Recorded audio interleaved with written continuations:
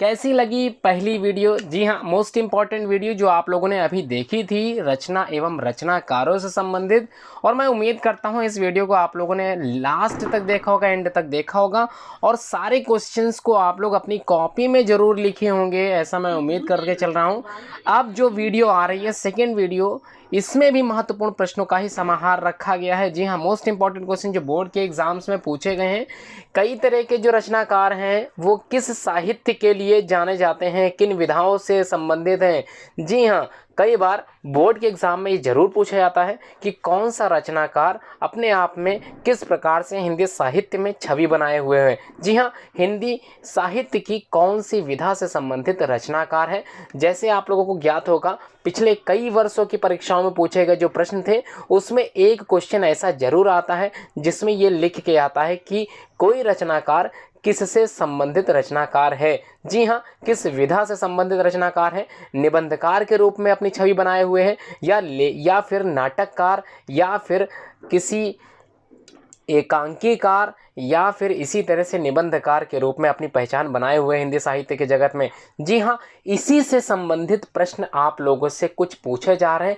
कुछ रचनाकारों के नाम दिए हुए आप लोगों को दिखाई देंगे, और मैं उम्मीद करता हूँ इन सभी रचनाकारों के जितने भी साहित्य हैं, महत्वपूर्ण साहित्य, उनकी जो विधाएं हैं वो आप लोगों को ज्ञात होंगी, क्योंकि उन्हीं विधाओं से संबंधित आप लोग प्रश्न का उत्तर दे सकोगे। आप लोग बता सकोगे कि जो निम्न लिखित साहित्यकार जो आप लोगों से पूछे जाएंगे वो किस साहित्य से संबंधित रचनाकार माने जाते हैं, उनकी प्रसिद्धि किस विधा में है, ये आप लोगों को लिखना है। पहले इनसे संबंधित महत्वपूर्ण जो बातें हैं वो मैं आप लोगों को बताऊंगा, फिर आप लोग उन्हीं बातों से संबंधित कुछ क्लूज आप लोगों को दूंगा, और आप लोगों से मैं उम्मीद करूंगा कि आप लोग उत्तर ज़रूर लिखें, क्योंकि मैं इतने सारे क्लूज दे दूंगा, इतने सारे महत्वपूर्ण बातें आप लोगों को बता दूंगा जिससे आप लोग आंसर तक पहुंच सकोगे। जी हाँ, वीडियो एंड तक जरूर देखें, ऐसी मेरी इच्छा है कि आप लोग एंड तक जरूर देखा करो, जिससे आप लोग सफलतम प्रयास कर सको 90% पार करने का। जी हाँ, आसान है यूपी बोर्ड में 90% पा लेना, क्योंकि पिछली परीक्षाओं में मैंने तैयारी के साथ कई बच्चों के 89% तक भी प्रयास किया है, लेकिन इस बार अब की बार 90 पार के संकल्प को पूरा करने के उद्देश्य से मैंने ऑनलाइन कई तरह की वीडियोस अपलोड की हैं, और मैं उम्मीद करता हूँ सारी वीडियोस आप लोग ज़रूर देखते होंगे। हर एक वीडियोस बेसिक्स वीडियोस मैंने बनाई हैं, और मैं उम्मीद करता हूँ देखते जरूर चलिए स्टार्ट करते हैं सेकंड वीडियो आज के इस लेक्चर क्लास की, आज के इस मोस्ट इंपॉर्टेंट समाहारों की। चलिए स्टार्ट करते हैं। चलिए स्टार्ट कर देते हैं। यूबीएंस क्लासेस से आप लोगों को इतनी सारी ढेर सारी वीडियोस इंपॉर्टेंट दिखाई जा रही है। मैं उम्मीद करता हूं चैनल जरूर सब्सक्राइब किया होगा आप लोगों ने।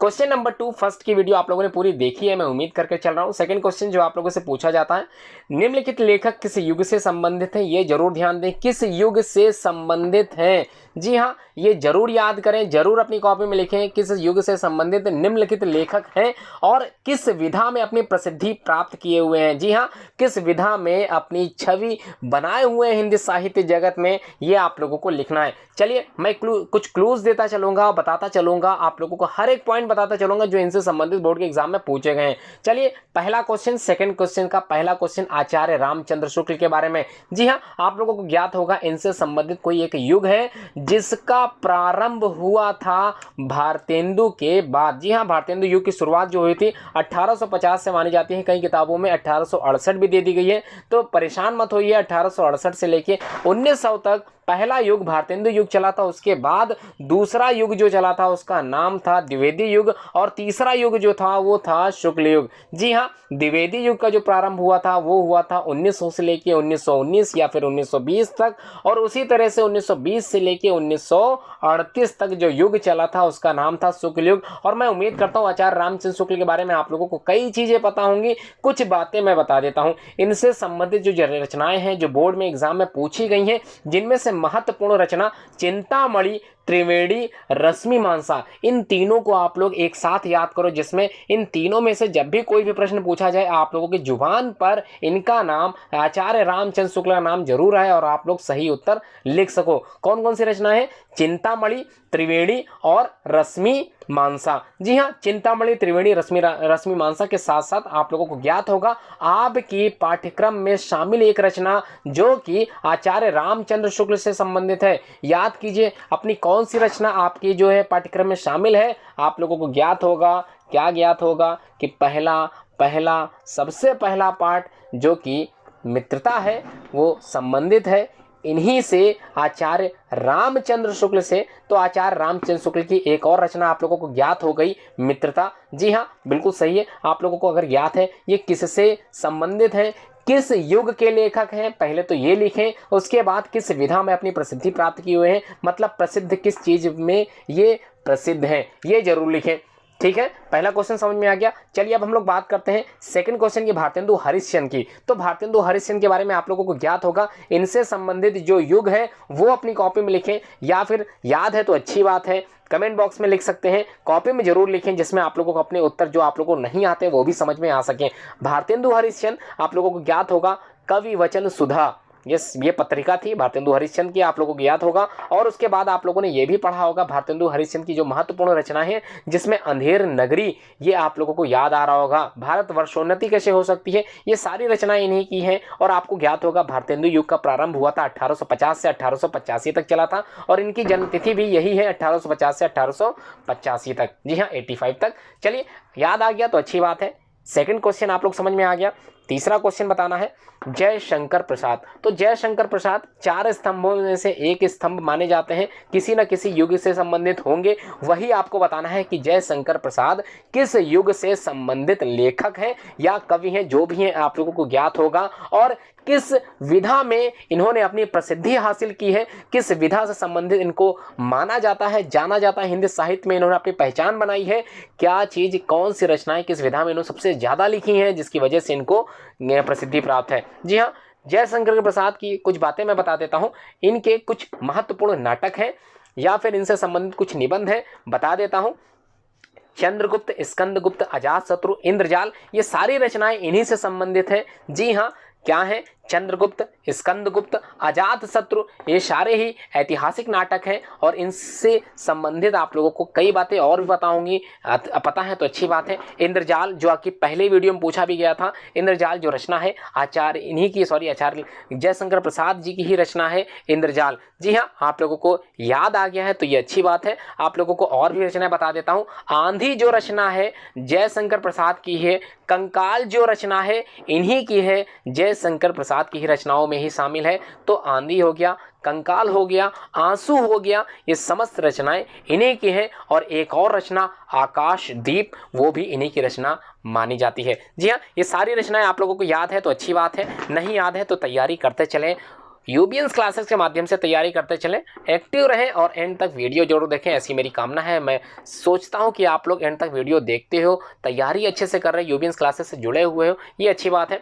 चलिए फोर्थ क्वेश्चन देख लेते हैं। वृंदावन लाल वर्मा, जी हाँ, क्वेश्चन नंबर 4, वृंदावन लाल वर्मा, झांसी की रानी, ये एक इनकी रचना है। और मैं जानता हूं कि आप लोगों को एक बात याद आ रही होगी कि सुभद्रा कुमारी चौहान, झांसी की रानी, वो क्या थी? वो कविता थी। और ये क्या है? ये लेखक के बारे में बताया जा रहा है, मतलब ये गद्य से संबंधित है और वो पद्य से संबंधित था। वो कवि थी, मतलब वो क्या था? वही कवि थी, वो कविता थी। और यहाँ पर बात की जा रही है एक रचना की जो गद्य विधा में लिखी गई है। जी हाँ, वृंदावन लाल वर्मा जो कि एक रचना इनकी है, झांसी की रानी। अगर आपको याद आ रहा है कि वृंदावन लाल वर्मा किस विधा से संबंधित लेखक माने जाते हैं और इन्होंने अपनी प्रसिद्धि किस युग में हासिल की है, ये जरूर लिखें। अगर नहीं याद आ रहा तो आप लोग प्रश्न पूछ सकते हैं। चलिए अगला प्रश्न तैयार करता हूं आपके सामने, स्क्रीन पे दिखाई दे रहा है क्वेश्चन नंबर 5, डॉक्टर लक्ष्मी सागर वैष्णव। जी हाँ, डॉक्टर लक्ष्मी सागर वैष्णव की कुछ रचनाएं हैं जिनमें से महत्वपूर्ण रचनाओं को मैं बताने जा रहा हूं।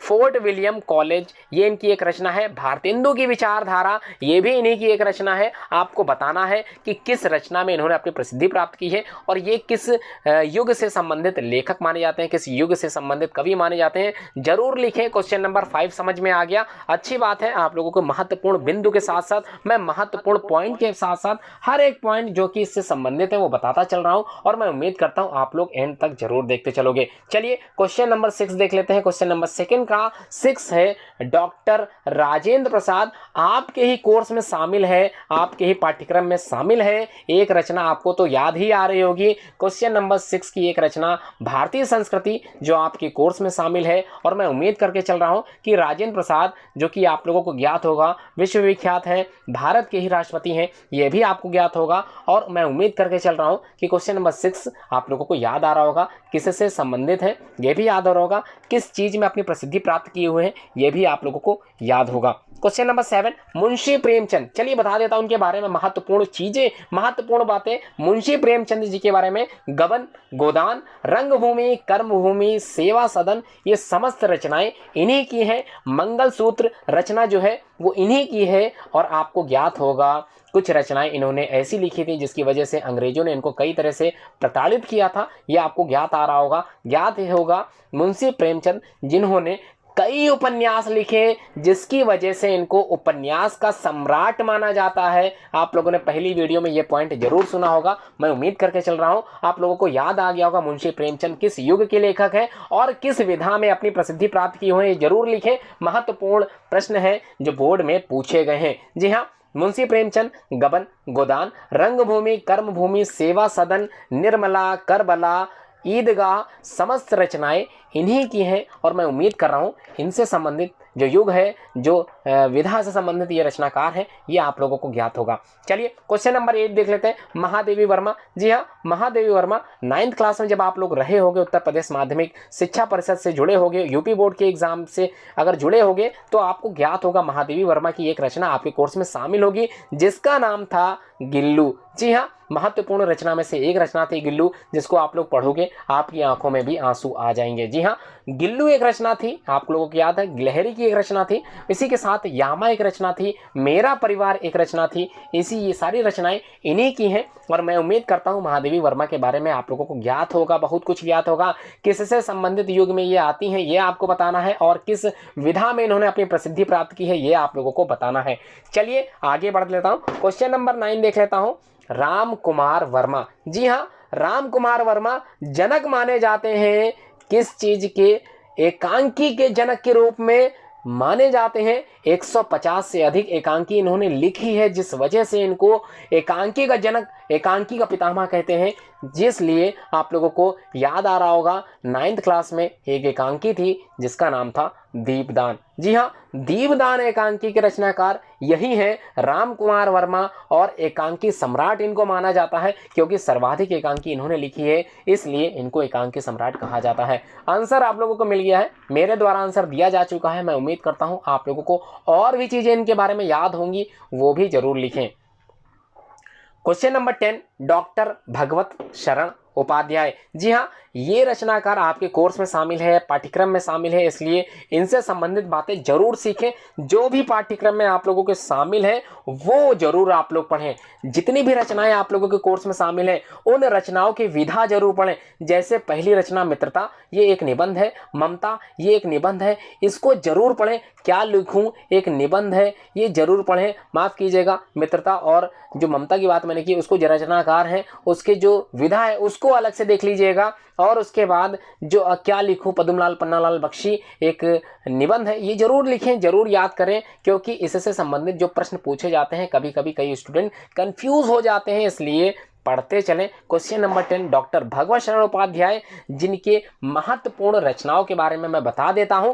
खून के छींटे कई बार बोर्ड के एग्जाम में पूछी जाने वाली ये रचना है। साहित्य और कला, पिछली वीडियो में ये क्वेश्चन आया भी था, साहित्य और कला के रचनाकार पूछे गए थे, तो बता देता हूं डॉक्टर भगवत शरण उपाध्याय अगर आपने लिखा है तो बिल्कुल सही लिखा है। और पिछली ही वीडियो में ठूठा आम रचना पूछी गई थी, वो भी इन्हीं की है। जी हाँ, बिल्कुल सही है। अगर आप लोगों ने लिखा है तो खून के छींटे, साहित्य और कला, ठूठा आम और इंडिया इन कालिदास के रचनाकार यही हैं। और आपको ज्ञात होगा पहली वीडियो में एक रचना पूछी गई थी जिसका नाम था विश्व को एशिया की देन। जी हाँ, विश्व को एशिया की देन, ये रचना भी इन्हीं की है। बता देता हूं डॉक्टर भगवत शरण उपाध्याय की रचना में ही शामिल है ये रचना। तो आपको ज्ञात होगा ये किस युग से संबंधित लेखक माने जाते हैं, किस युग से संबंधित लेखक हैं और ये किस विधा में अपनी प्रसिद्धि प्राप्त किए हुए हैं, ये जरूर बताएं।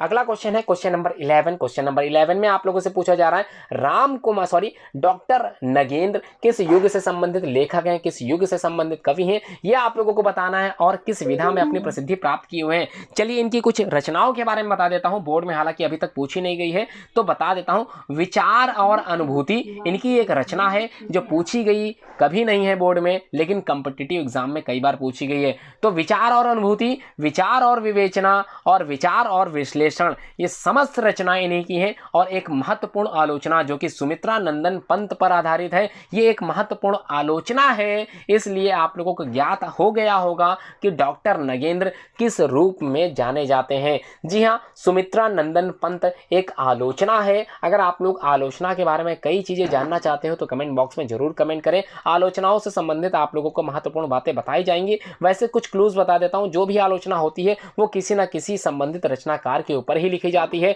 मतलब किसी न किसी संबंधित लेखक के ऊपर ही अपनी प्रसिद्धि, जो भी लेखक होते हैं उन पर ही लिखी जाती है। तो नाम से संबंधित अगर कोई रचना पूछी जाती है, जैसे सुमित्रा नंदन पंत, जैसे सूरदास, कालिदास, तुलसीदास, इन पर आधारित जो भी कृतियां बना दी जाए किसी भी लेखक के द्वारा, तो समझ लीजिए वो आलोचना ही मानी जाती है। जी हाँ, आलोचनाएं हैं। तो आप लोगों को पता चल गया होगा, इसका उत्तर आप लोगों को मिल गया होगा, मैं उम्मीद करके चल रहा हूं।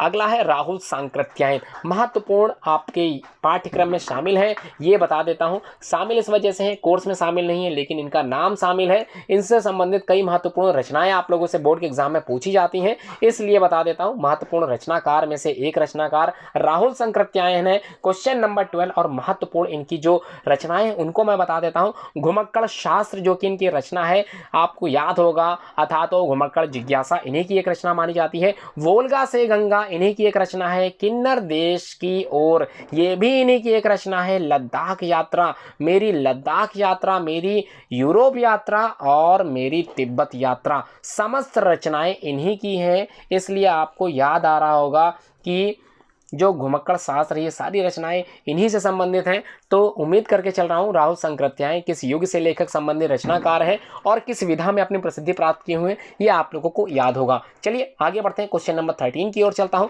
हजारी प्रसाद द्विवेदी, आप लोगों को याद आ रहा होगा हजारी प्रसाद द्विवेदी। क्वेश्चन नंबर 13, इनके प्रमुख रचनाओं में कुटज शामिल है, जो कई बार बोर्ड के एग्जाम में भी पूछी गई है।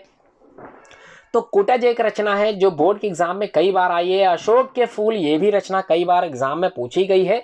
कल्पलता, जी हाँ, ये भी महत्वपूर्ण है। कल्पतरु ये भी एक रचना है जो बोर्ड के एग्जाम में कई बार पूछी गई है। बाणभट्ट की आत्मकथा, पिछली वीडियो में आप लोगों ने देखा था, बाणभट्ट की आत्मकथा से संबंधित लेखक पूछा गया था, तो आप लोगों को याद आ गया होगा। जी हाँ, हजारी प्रसाद द्विवेदी ही उनके लेखक है। पुनर्नवा जो रचना है वो इन्हीं की है। अनाम दास का पोथा, जी हाँ, अनाम दास का पोथा, ये भी एक बार बोर्ड के एग्जाम में पूछी गई रचना है। आप लोगों को याद करना होगा, ये सारी रचनाएं इन्हीं से संबंधित है। कौन कौन सी रचनाएं जो मैंने बोली हैं, कुटज है इन्हीं की रचना, अशोक के फूल, कल्पलता, कल्पतरु और बाणभट्ट की आत्मकथा के साथ पुनर्नवा और लास्ट में अनाबदास का पोथा। जी हाँ, ये सारी रचनाएं आप लोगों को याद होनी चाहिए। महत्वपूर्ण रचनाओं का समाहार आप लोगों को बताया गया था, जिससे संबंधित आप लोगों को रचनाकार लिखने थे। उन्हीं में से एक रचनाकार यहाँ पर दे दिए गए हैं, हजारी प्रसाद द्विवेदी। बाणभट्ट की आत्मकथा जो लेखक है वो हजारी प्रसाद द्विवेदी हैं। आंसर आपको बताना है। आगे चलते हैं, क्वेश्चन नंबर 14 की ओर चलते हैं। आज 20 क्वेश्चन इस सीरीज में रखे गए हैं।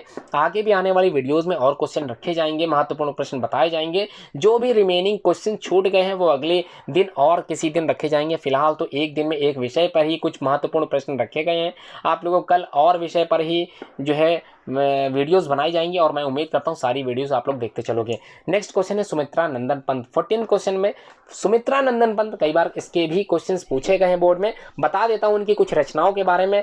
पल्लव इन्हीं की रचना है, वीणा इन्हीं की रचना है, युगांत इन्हीं की रचना है, कला और बूढ़ा चांद इन्हीं की रचना है, लोकायतन इन्हीं की रचना है, युगवाणी भी इन्हीं की रचना है और चिदंबरा भी इन्हीं की रचना है। जी हाँ, तो आप लोगों को याद होगा ये सारी रचनाएं, एक एक रचनाएं कई बार बोर्ड के एग्जाम में पूछी गई हैं। हर एक सेट में एक रचना जरूर पूछी जाती है, इसलिए जितनी भी रचनाएं मैं बताता चल रहा हूँ उसको अच्छे से सुनते चलें। भले आप लोग 4 से 5 बार वीडियो देखें, अच्छे से सुने, जिससे आप लोगों को अच्छे से तैयारी कर सकें। चलिए आंसर बताना है, सुमित्रा नंदन पंत किस युग के लेखक हैं और किस विधा में अपनी प्रसिद्धि प्राप्त किए हुए हैं, यह आपको बताना है। नेक्स्ट क्वेश्चन नंबर 15 है बाबू गुलाब राय। जी हाँ, बाबू गुलाब राय के बारे में कई बार प्रश्न पूछा गया है, जिनमें महत्वपूर्ण रचनाएं जो शामिल की गई हैं बता देता हूं। ठलुआ क्लब, ये एक बार बोर्ड के एग्जाम में पूछी गई थी, कई बच्चे तैयारी करके नहीं गए थे, जिस वजह से वो इसका उत्तर नहीं लिख पाए थे। ठलुआ क्लब जो कि रचना है बाबू गुलाब राय की। और मेरी असफलताएं, ये सबसे ज्यादा महत्वपूर्ण रचना है, ये कई बार बोर्ड के एग्जाम में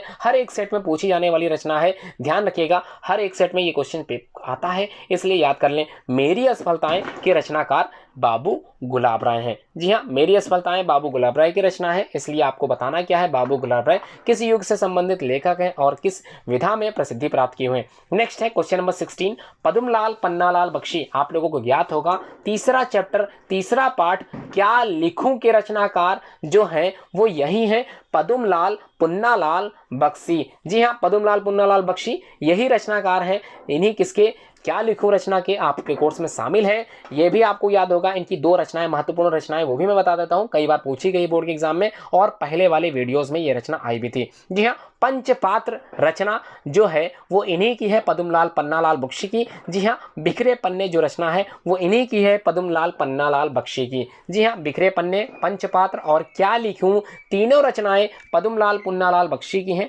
आप लोगों को याद हो गया तो ये अच्छी बात है, मैं बताता जा रहा हूँ, हर बार रिपीट करता हूँ इसी वजह से कि आप लोगों को याद हो सके। चलिए आगे बढ़ते हैं, क्वेश्चन नंबर 17 की ओर चलता हूं। प्रताप नारायण मिश्र, आपको बताना है प्रताप नारायण मिश्र जो कि किस संबंधित लेखक हैं, किस युग से संबंधित लेखक हैं और अपनी किस विधा के रूप में इन्होंने साहित्य जगत में अपनी प्रसिद्धि प्राप्त की है, ये बताना है। क्वेश्चन नंबर 17, जो कई रचनाएं मैं बता देता हूं प्रताप नारायण मिश्र की। कलि कौतुक एक रचना है जो कि प्रताप नारायण मिश्र द्वारा रचित है। हठी हम्मीर एक रचना है जो बोर्ड में एक बार पूछी भी गई है।